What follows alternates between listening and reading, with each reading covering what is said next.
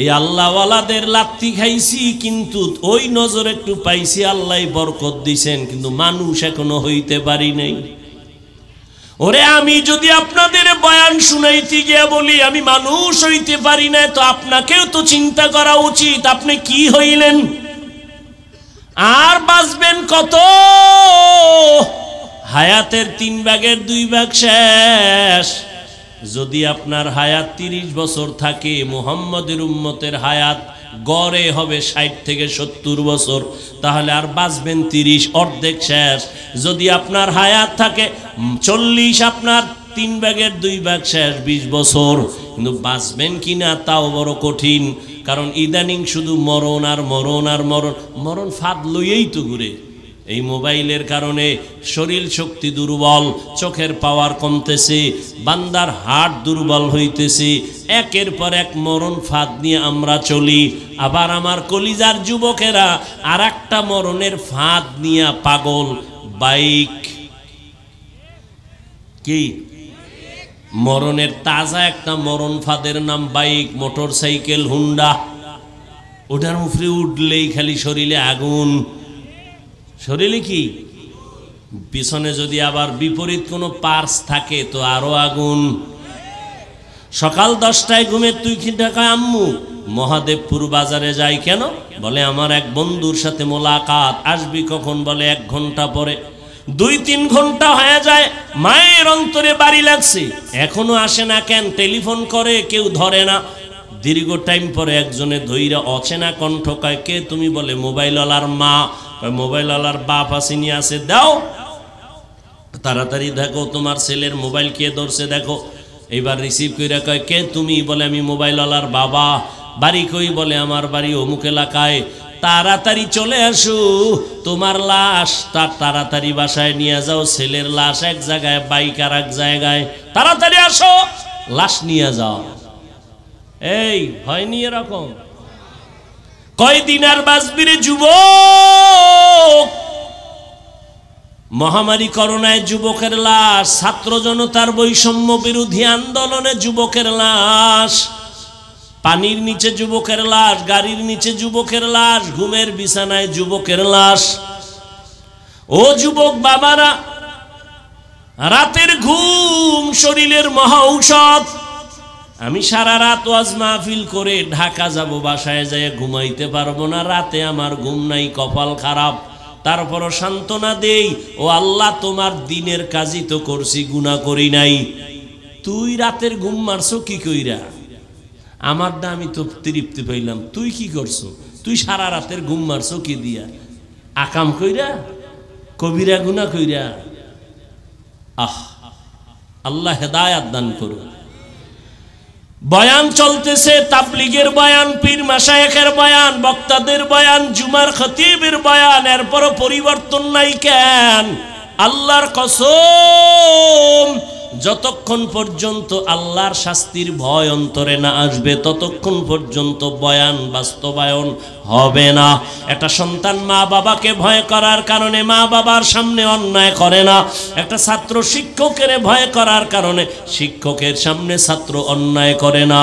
ঠিক আমার আল্লাহর গোলাম বান্দারা যদি আল্লাহর আযাবের ভয় করত, গলায় ছুরি লাগাইতো, দাড়ির মধ্যে কখনো অস্ত্র লাগাইতো না। हर के दारत खौफे हक़दार दिल मदाम जन्नतुल मअवा देहद रामकाम जुज़बा हक़ ची ज़े मख़ाज़ इंसुजा फज़ले उ आमस्ते दर जुमला जहां। আল্লাহ বলেন আমাকে হক আদায় করে ভয় করো। সাহাবায়ে কেরাম পেরেশান হয়ে গেলেন, নবীর কাছে বললেন, ইয়া রাসূলুল্লাহ, আল্লাহ যত বড় ওই পরিমাণ ভয় করা আমাদের দ্বারা অসম্ভব। নবীও চিন্তায় পড়ে গেলেন। রব্বুল আলামিন জিবরাইল আমিনকে পাঠাইয়া দিলেন, সান্ত্বনার আয়াত নিয়ে শুনায় দাও। জিবরাইল আমিন আমার নবীর সামনে এসে আয়াত শুনায় দিলেন সান্ত্বনার, ইত্তাকিল্লাহা মাস্তাতাতুম, সাধ্যমতো ভয় করা লাগবে। বান্দা আমার হক আদায় করে, ভয় করার প্রয়োজন নাই, বরং বান্দা তোমার সাধ্যমতো আল্লাহকে ভয় করো। আমি যদি আপনাদের প্রশ্ন করি, আপনারা কারা কারা আল্লাহকে ভয় করেন? যদি করি, একজনও কি হাত উঠাবে না? সবাই এই উঠে, এই দেখছেন কই না এতে অবস্থা। মানে মরাডারে মারো কেন, কয় লড়ে কেন? সবাই হাত উঠায় ফেলবে। হুজুর, আপনাদের থেকেও আমরা আল্লাহরে বেশি ভয় করি। কোন চালাক বাঙালি থাকলে দুই ফাও উঠায় দিবে, বলবে চার হাত পায়ে ভয় করি, অথচ নামাজ পড়ে নাই, রোজা রাখে না, হালাল খায় না। ও আল্লাহর বান্দা, তুমি নামাজ বাদ দিয়া বলো ভয় করি। আমি নামাজ ঠিক মতো 5 বেলার নামাজ পড়ে বলি আল্লাহকে ভয় করি। আমি দাড়ি রেখে বলি আল্লাহকে ভয় করি। তুমি দাড়ি না রেখে বলো আল্লাহকে ভয় করি। আমি হালাল খাইয়া বলি আল্লাহকে ভয় করি। তুমি হারাম খাইয়া বলো আল্লাহকে ভয় করি। দোনো ভয় কি সমান? আসলে তোমার মধ্যে আল্লাহর ভয় নাই। যদি ভয় থাকতো, জীবন গেলেও তুমি হারাম খাইতে পারতা না। আল্লাহর ভয় কেমনে আসবে? ভয়ের নাম তাকওয়া। একমাত্র আল্লাহওয়ালাদের নেক নজর লাগাও। আল্লাহওয়ালাদের নজরের মধ্যে পাওয়ার আছে, পাওয়ার। এই পাওয়ার আর কারো নজরে নাই। এরে কষ্ট হইতেছে আপনাদের? একটা গাঞ্জাখোরের নজরেও পাওয়ার আছে, আছে না? একটা দুধের বাচ্চা হঠাৎ এক গাঞ্জাখোর নজর দিয়ে কয় এত সুন্দর ফুটন্ত গোলাপ। বাচ্চা অসুস্থ, শুকায় যায়, খায় না। ডাক্তার বলে কোনো রোগ নাই। মুরব্বীরা কয় বদ নজর। কয়নি? গাভীর দুধ হয় 20 কেজি। ও একদিন দেখে কয় এত দুধ গাভীর, পরের দিন থেকে 3 কেজিও নাই। আপনাদের এলাকায় কদু গাছ লাগায় না? কদু গাছের মাঝে মাঝে দেখবেন, মাঝে মাঝে দেখছেননি কোনোদিন যে জুতা টানায়? দেখছেন কেন? জুতা বরকতের জিনিস, নমরুদের গালে লাগছে। এই জুতা টানাইলে কদু বড় হবে, পোকা হবে না, এই জন্য তো। কেন জুতা টানায় জানেননি? কার বদনজর? পিসা হুজুরের, কোন আলেমের? বেআমলওয়ালা বেনামাজি গাঞ্জাখোরের নজরে যদি পাওয়ার থাকে, একজন তাহাজ্জুদওয়ালা জিকির করনেওয়ালা মুত্তাকি, তার চোখের নজরে কেন পাওয়ার হবে না?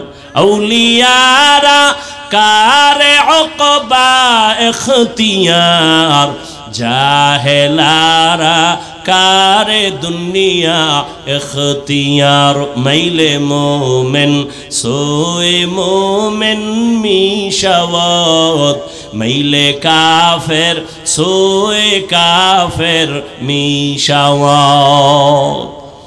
আল্লাহর ভয় অন্তরে জমা করো, আল্লাহওয়ালাদের নেক নজর লাগাইও। এরে যুবক, এতক্ষণ কষ্ট করে যে চিল্লাইতেছি, তুমি মনে করতেছো কত না জানি মজা। না বাবা, একটা চিৎকার দিলে পুরা শরীরের রন্ধ্রে রন্ধ্রের রিয়াকশন শুরু হয়ে যায়। পৃথিবীতেই চিল্লানোর মতো আর কষ্টের কোনো কাজ নাই। এরপরও চলতেছে 12 মাস। কি জহুরের পরে, মাগরিবের পরে, এশার পরে, সারাদিন সারা রাত, কি রৌদ্র আর বৃষ্টি। দৌড়াচ্ছি, গাধার মতো দৌড়াচ্ছি, পায়ে ধরে ধরে বুঝাইতেছি রে বাবা। একবারও এই যে এতক্ষণ চিল্লাইলাম, একবারও কিন্তু বলি নাই ও মহাদেবপুরের বাবারা, আমি 5 কল্লি টুপিওয়ালা, তোমরাও 5 কল্লি দাও, না হয় তোমার কপাল খারাপ হবে। বলছি? বলি নাই। আমি কওমি মাদ্রাসার সন্তান, তোমরাও কওমি মাদ্রাসায় যাইও, না হয় তোমরা জাহান্নামে যাইবা। একবারও বলি নাই। আমি তাবলিগের লাইনের সন্তান, আমি পীরের মুরিদ, একবারও বলি নাই যদি তাবলিগে না যাও, পীরের কাছে না যাও, তুমি ধ্বংস হয়ে যাইবা। একবারও বলি নাই। কি বলি শুনো যুবক বাবা, আমি তোমাকে শুধু বলবো না, আরো সাহস দিয়া যাব। জানা নাই আমার মতো এই সাহস বাংলাদেশে আর কোনো বক্তা দেয় কিনা। আমি সাহস দিয়া যাই, ও আমার কলিজার যুবক, আমি তোমাকে বলি না হুজুর হও, তসবিহ হাতে নাও, মাথায় পাগড়ি নাও, না না না, তোমাকে আমি বলবো না। বরং আমি তোমাকে অনুরোধ করে বলবো, স্কুলে পড়ো ধন্যবাদ, কলেজে পড়ো ধন্যবাদ, ওই লাইনের লেখাপড়া ছাড়িও না। আমার দেশে হুজুরের অভাব নাই, মাওলানার অভাব নাই, মুফতি মুহাদ্দিসের অভাব নাই। আমার দেশে ডাক্তারের বড় অভাব, ইঞ্জিনিয়ারের অভাব। ডাকাত আছে ডাক্তার নাই, ইঞ্জিনিয়ার ভালো আদর্শওয়ালা নাই, প্রফেসর আছে নাস্তিক। আমরা ওই নাস্তিক মার্কা প্রফেসর চাই না, তাসনিমার মতো ডাক্তার চাই না। এরে বাবা, তুমি লেখাপড়া করে আদর্শবান ডাক্তার হইও, তুমি একজন ইঞ্জিনিয়ার হও, প্রফেসর হও, তুমি ব্যবসায়ী হও, চাকরিজীবী হও, তবে এতটুকু দাবি বেয়াদব হইও না রে বাবা। তোমার ব্যবহারে কোনোদিন যেন মা বাবা কষ্ট না পায়, তোমার আচরণে কখনো যেন শিক্ষকেরা কষ্ট না পায়, তোমার ব্যবহারে কখনো যেন উলামায়ে কেরাম কষ্ট না পায়।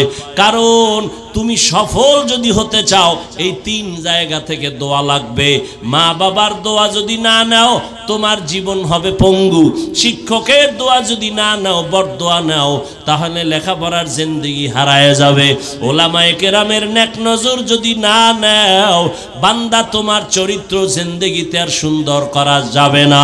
অতএব মা বাবার দোয়া নিয়া, শিক্ষকের দোয়া নিয়া, উলামায়ে কেরামের পরামর্শ নিয়া ডাক্তার হও, ইঞ্জিনিয়ার হও, প্রফেসর হও, ব্যবসায়ী হও, চাকরিজীবী হও। তোমার মতো সফল বান্দা দুনিয়ায় থাকবে না। তুমি শুধু মহাদেবপুর কেন, পুরা বাংলাদেশে তোমার সুনাম হবে। ডাক্তার হলেও তোমার মর্যাদা বাড়বে, ইঞ্জিনিয়ার হলেও তোমার সুনাম ছড়ায় যাবে যদি তুমি আদৌ বলা হয়ে যাও।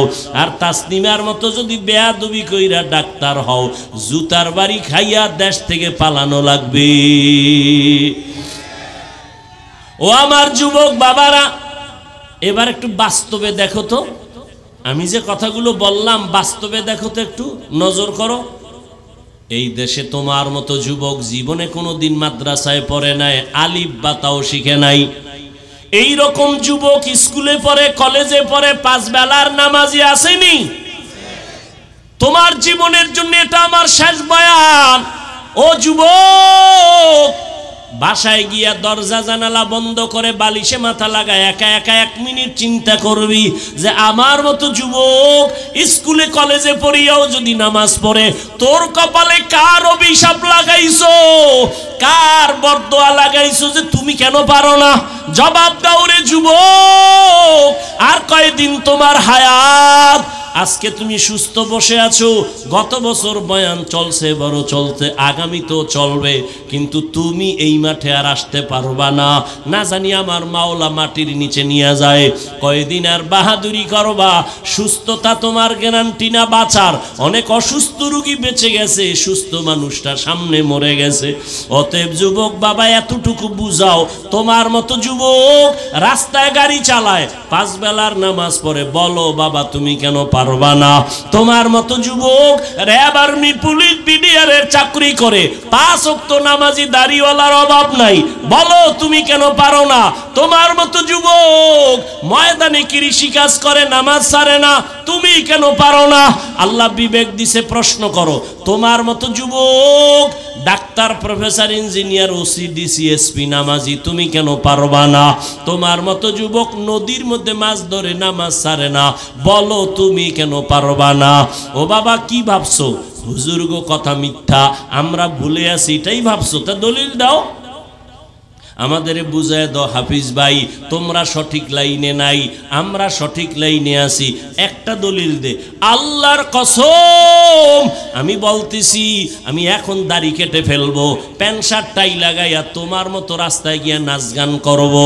আর যদি বলো না হাফিজ ভাই, আপনারা ওলামায়ে কেরাম সঠিক রাস্তায় আছেন, আমরা শয়তানের ধোকায় পড়িয়া দাড়ি কাইটা নামাজ সারিয়া বেপরদায় গিয়ে আমরা ভুলের পথে গেছি, আমি তোমারে বিনয়ের সাথে বলবো, 2টা পা আগাইয়া দাও।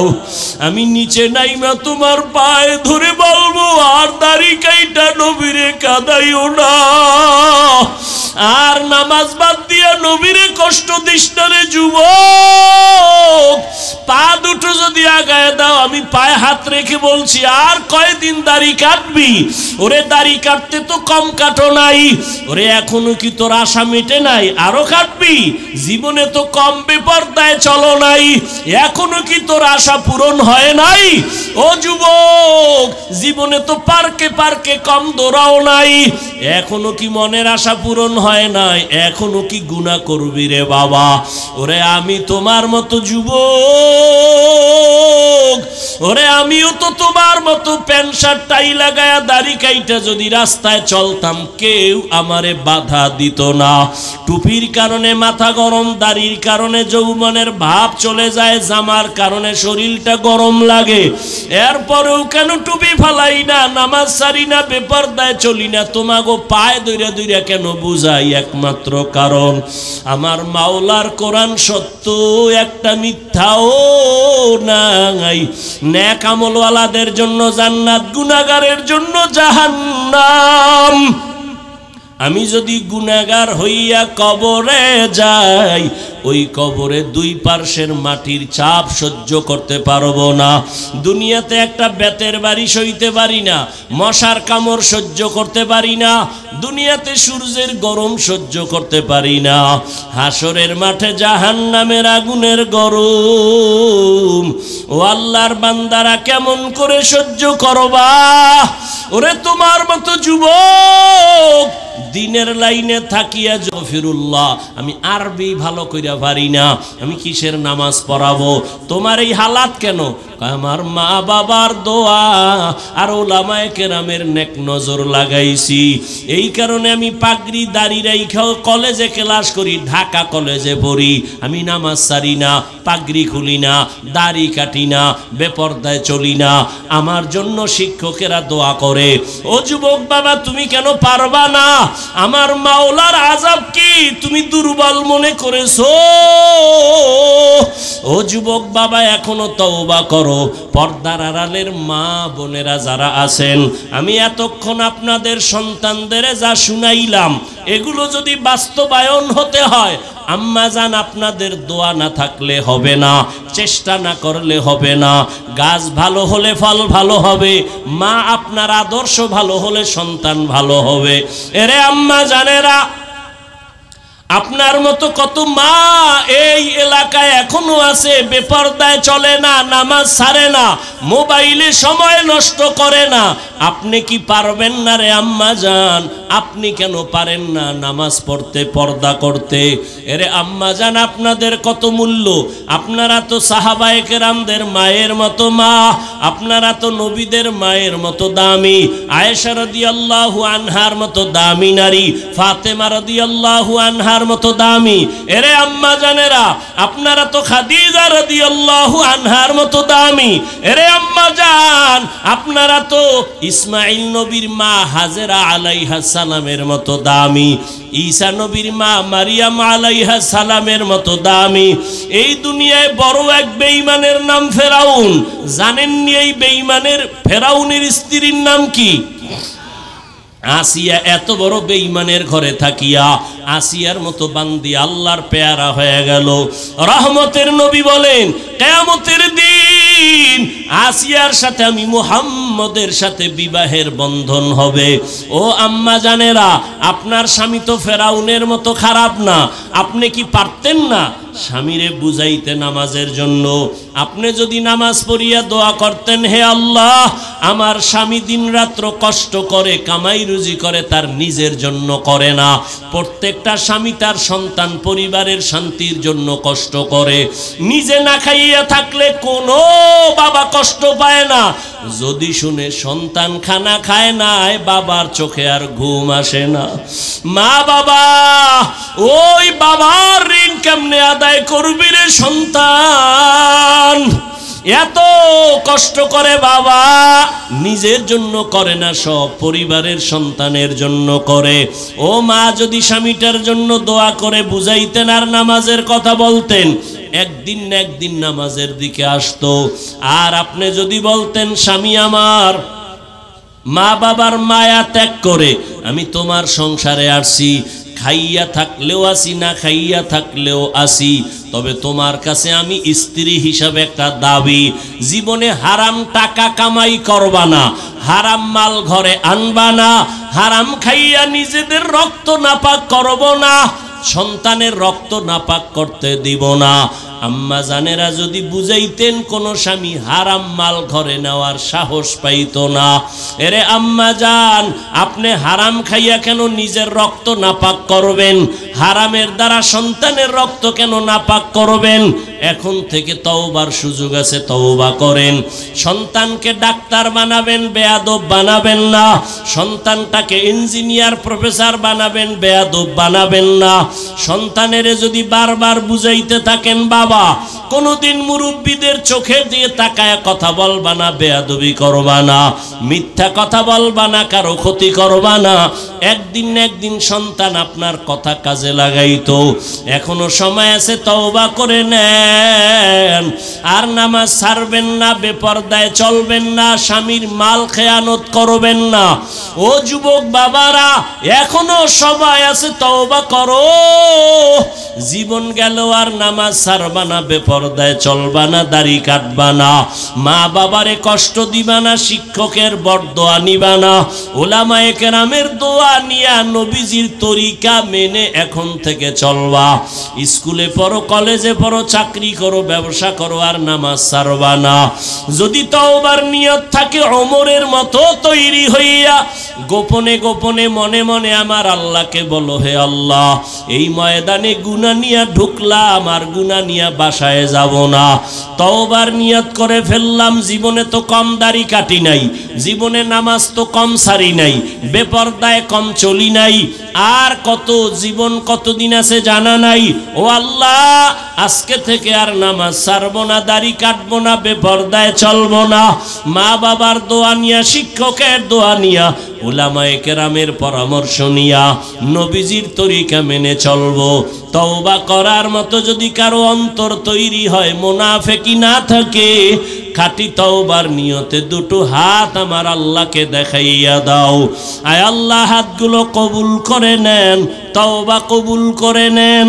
তওবার উপরে মজবুত হইয়া আমাদের চলার মতো তৌফিক দান করেন, আমিন। আলহামদুলিল্লাহি রাব্বিল আলামিন, ওয়াসসালাতু ওয়াসসালামু আলা সাইয়্যিদিল আমবিয়াই ওয়াল মুরসালিন ওয়া আলা আলিহি ওয়া আসহাবিহি আজমাইন। ইয়া আরহামার রাহিমিন, ইয়া আরহামার রাহিমিন, ইয়া আরহামার রাহিমিন। রব্বিরহামহুমা কামা রব্বায়ানি সগীরা। আল্লাহুম্মা ইন্নাকা আফুউন কারীম তুহিব্বুল আফওয়া ফা'ফু আন্না।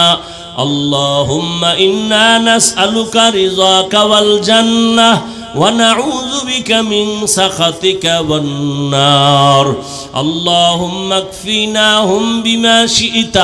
اللهم إنا نجعلك في نحورهم ونعوذ بك من شرورهم. إنا كفيناك المستهزئين. اللهم اجعلني من المستجابين للدعوات. اللهم إني أعوذ بك من كل عمل يخزيني. رب العالمين কুদরতের নজর দিয়ে দেখে এই ময়দানে কত ওলামায়ে কেরাম, মুরব্বী, হাজী সাহেব, ব্যবসায়ী, চাকরিজীবী, আমার পর্দার আড়ালের মা বোনেরা, আমার যুবক, কত ছাত্র ভাইরা হাত তুলেছেন।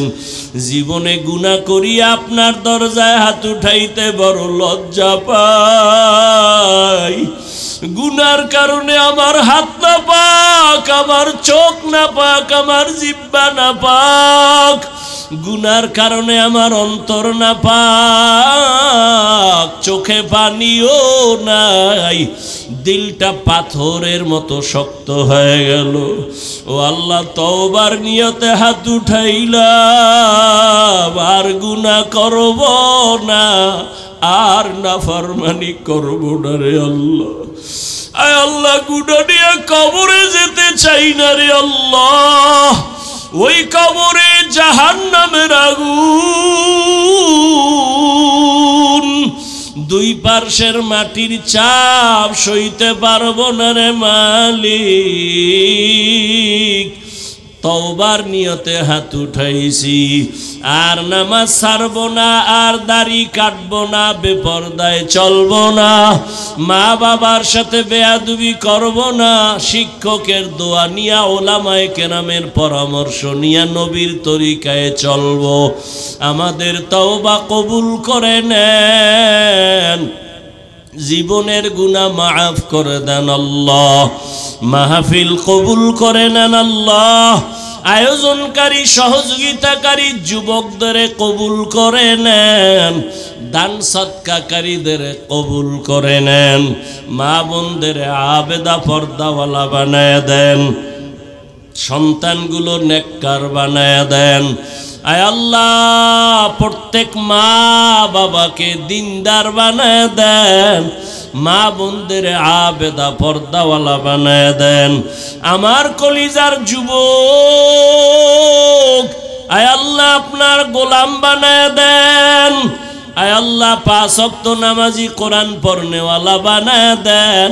মোবাইলের গুনাহের থেকে হেফাজত করেন আল্লাহ, মোবাইলের গুনাহের থেকে হেফাজত করেন আল্লাহ, মোবাইলের গুনাহের থেকে হেফাজত করেন আল্লাহ। সারা দুনিয়াবাসীকে মাফ করে দেন, বাংলাদেশ শান্তির দেশ বানায় দেন। আয় আল্লাহ রিয়া হাসাদ কিবির দূর করে ইখলাস দান করেন। আয় আল্লাহ ইলম ও হেলেম ও হিকমত আমলে বরকত বাড়ায় দেন। উলামা তোলাবা উম্মতের অন্তরে ইজ্জত মোহাব্বত রহব বাড়ায় দেন। মাদ্রাসা মসজিদগুলো কবুল করেন, ছাত্র উস্তাদদের কবুল করে নেন, অন্যান্য শিক্ষা প্রতিষ্ঠান নবীর আদর্শে কবুল করে নেন। হালাল বরকতি রিজিক দান করেন, হারাম থেকে হেফাজত করেন, কামাই রুজিতে বরকত বাড়ায়া দেন। আয় আল্লাহ ঘরে ঘরে সুন্নতের বাতি জ্বালায়া দেন, সুন্নাতওয়ালা ইজ্জতের জিন্দেগি দান করেন। নবীজির রওজা মোবারক বাইতুল্লাহ জিয়ারতের তৌফিক দান করেন। আয় আল্লাহ উলামায়ে কেরামের এক ও নেক বানায়া দেন। আয় আল্লাহ রিয়া হাসাদ কিবির দূর করে ইত্তেহাদের ব্যবস্থা করে দেন। আয় আল্লাহ বাতিলের মোকাবেলায় বিজয় দান করেন, বাতিলকে বাতিলের দ্বারা দমন করে দেন, বাতিলকে বাতিলের দ্বারা মিটায় দেন, বাতিলের নেফাকি জাহের করে মুমিনের ঈমান আমল হেফাজতের ব্যবস্থা করে দেন। ও দয়ার মালিক, এই ময়দানে কারো হাত খালি ফিরাইয়া দিয়েন না। ও আল্লাহ, জানি না এই ময়দানে কারা কারা ইয়াতীম। মোনাজাতের পরে অনেকে বাসায় যাবে, বাবা বলে ডাকবে, মা বলে ডাকবে, যার মা না